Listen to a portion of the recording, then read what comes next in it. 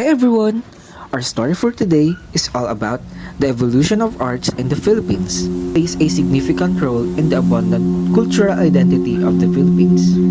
It reflects the people, history, and traditions of the Philippines as a whole. Philippines has a diverse art forms from its different regions. These diverse art forms, when integrated, gives a clear picture of how abundant the culture and tradition of the Philippines is. It continues to evolve up to the present and the progress to the contemporary arts tradition.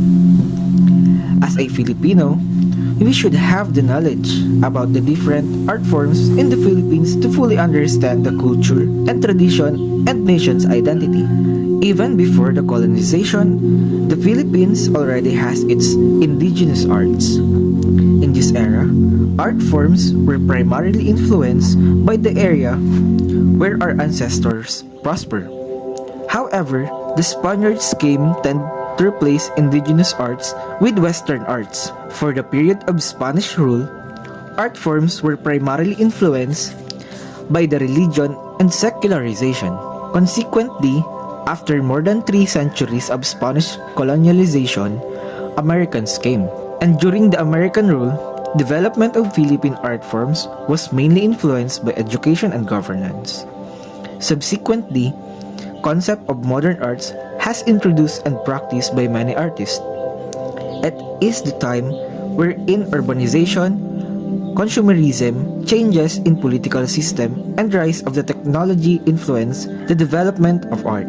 Due to the technological advances, new forms of expression came in the field of arts, and modern art continuously developed, which led to the contemporary art nowadays. During the pre-colonial period, in the year 900 AD to 1565, is swayed by the geographical location and the personal lives of the Filipinos, which represented that the artworks, themes, and context found on where the people or artists are located. There are differences between living in the southern part and living in the northern part. An example of this is having a tattoo. In the northern part, it represents that you killed someone, while in southern, it is intended for body beautification. Doing artwork such as weaving before was their way of living and labeled it as arts now. Filipinos in northern and in southern Philippines did not need to travel because we are abundant in bamboos. While during the Islamic period and 13th century in the Philippines, it started in Sulu. In the 1500s, Quran, mosque, and madrasa were introduced. The teaching of Arabic was highlighted, especially to the converts.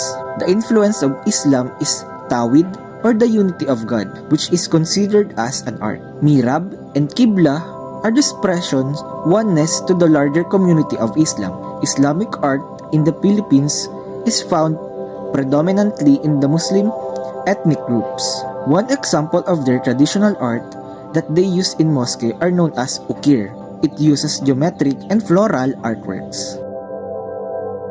In Spanish colonial, during 1565 to 1896, this is when the Spaniards gave a huge impact on the Philippines.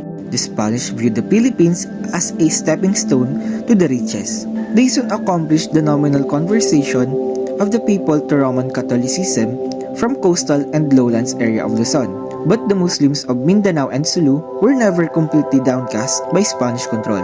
The Spanish ruled the first 100 years and had the command of local languages, where priests and friars had the most power to the colonial government. In American colonial, during 1896 to 1940, the American colonization started from 1896 to 1946, lasting 48 years. During the colonization of America, the Americans brought their culture with them, from art to the architecture to theater arts. Americans brought with them the concept of modern and visual arts, focusing on the natural and romantic aspects of it. Furthermore, the Americans brought their architecture with them, particularly with city planning and structures, featuring schools, apartments, city halls, and the likes. Another thing America brought with them is theater arts. Although at the beginning, it was limited due to the sedation law. One-act play or drama symbolico that focuses on themes of freedom or popularized like Tanikalang Ginto and Kahapon, Ngayon at Bukas. It also included the rise of the first English play, A Modern Filipina, and more on vaudeville. In Japanese colonial during 1941 to 1945. In this era, the Philippines is in a state of tragedy, worries, suffering, and war are inevitable. Artists are still allowed to make artwork such as paintings and songs, but these things must undergo scrutiny from the Japanese government. Most of the theme of the artworks are propaganda portraying Japan to be a great one, and aesthetics about war, distractions, and normal lives of the Filipinos.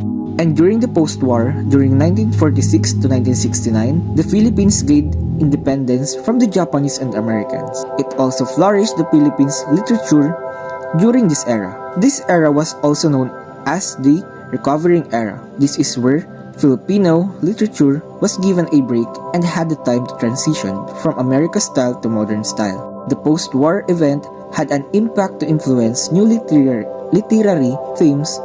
With its new symbolism, most of the themes of artwork are propaganda portraying Japan to be a great one, and aesthetics about war destruction and the normal lives of Filipinos. During the post-war, on 1946 to 1969, the Philippines gained independence from the Japanese and Americans. It also flourished the Philippine literature during this era. This era was known as the recovering era. This is where Filipino literature was given a break and had the time to transition from American style to modern style. The post-war event had an impact to influence new literary themes with its new symbolism and communication modes. This was the time that Filipinos learned to express themselves more confidently and proudly. And last is the contemporary during 1977 and until the present time. Art of this century reflects the Philippines' concoction of modern and postmodern art, which blend to the society's current issues and concepts. Contemporary artists continue to morph and reframe notions of art through a multifaceted range of experimental mediums and practices used to express collaborative and innovative works to public. And that is all about the story on the evolution of the arts in the Philippines. Thank you for watching.